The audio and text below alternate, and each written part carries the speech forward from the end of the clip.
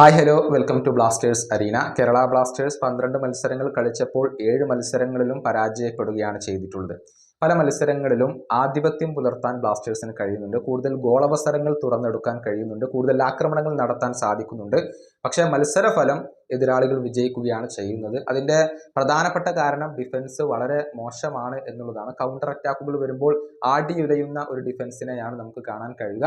അതുപോലെ തന്നെ individual മിസ്റ്റേക്കുകൾ തിരിച്ചടിയാവുന്നു. Goal കീപ്പർമാരുടെ മിസ്റ്റേക്കുകൾ പലപ്പോഴും തിരിച്ചടിയായിട്ടുണ്ട്. ആകെ 7 തവണയാണ് കേരള ബ്ലാസ്റ്റേഴ്സ് താരങ്ങൾ വരുത്തിവെച്ച മിസ്റ്റേക്കിലൂടെ കേരള ബ്ലാസ്റ്റേഴ്സിന് ഗോളുകൾ വഴങ്ങേണ്ടി വന്നിട്ടുള്ളത്. ഏതായാലും മിക്കേൽ സ്റ്റാറെ ഇതേക്കുറിച്ച് ചില കാര്യങ്ങൾ പറഞ്ഞിട്ടുണ്ട്. അതായത് ക്ലബിനകത്തുള്ള ഇന്ത്യൻ സെൻട്രൽ ബാക്കുമാർ മോശമായിരുന്നു എന്ന് ഇദ്ദേഹം വ്യക്തമാക്കിയിട്ടുണ്ട്. അതുപോലെ തന്നെ നോവയും ജീസസും മാത്രം വിചാരിച്ചാൽ ക്ലബിന് മുന്നോട്ട് പോകാൻ കഴിയില്ലല്ലോ എന്നും അദ്ദേഹം വ്യക്തമാക്കിയിട്ടുണ്ട്.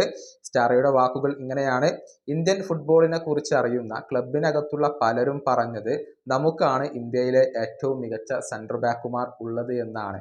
പക്ഷേ 11-12 മത്സരങ്ങൾ പൂർത്തിയായപ്പോൾ എനിക്ക് മനസ്സിലായി അത് അങ്ങനെയല്ല എന്ന്. ബാക്കിയുള്ളവരാണ് ട്രാൻസ്ഫർ വിൻഡോയൊക്കെ മാനേജ് ചെയ്യുന്നത്. സ്പെയിൻ താരമായ ജീസസും മൊറോക്കൻ താരമായ നോവയും മാത്രം വിചാരിച്ചത് കൊണ്ട് മാത്രം നമുക്ക് മുന്നോട്ട് പോകാൻ കഴിയില്ലല്ലോ. ഇതാണ് ഇപ്പോൾ സ്റ്റാർ പറഞ്ഞിട്ടുള്ളത്. അദ്ദേഹം പറഞ്ഞത് വളരെ വ്യക്തമാണ്. 1-2 മികച്ച താരങ്ങൾ ഉണ്ടായതുകൊണ്ട് ക്ലബിന് മുന്നോട്ട് പോകാൻ കഴിയില്ല. ട്രാൻസ്ഫർ വിൻഡോയിൽ തനിക്ക് ആവശ്യമായ ഒരു വിഭവങ്ങൾ ക്ലബ്ബ് നൽകിയില്ല എന്ന ഒരു സൂചനയാണ് അദ്ദേഹം ഈ ഒരു സ്റ്റേറ്റ്മെന്റിലൂടെ നടത്തുന്നത്. ഏതായാലും ക്ലബ്ബ് മാനേജ്മെന്റിനെതിരെ ഇപ്പോഴും ആരാധകരിൽ നിന്നും വലിയ വിമർശനങ്ങൾ ഉയർന്നു കേൾക്കുന്നുണ്ട്. ഈ വീഡിയോയുടെ അവസാനിപ്പിക്കുന്നു. അടുത്ത വീഡിയോയുമായി വീണ്ടും കാണാം.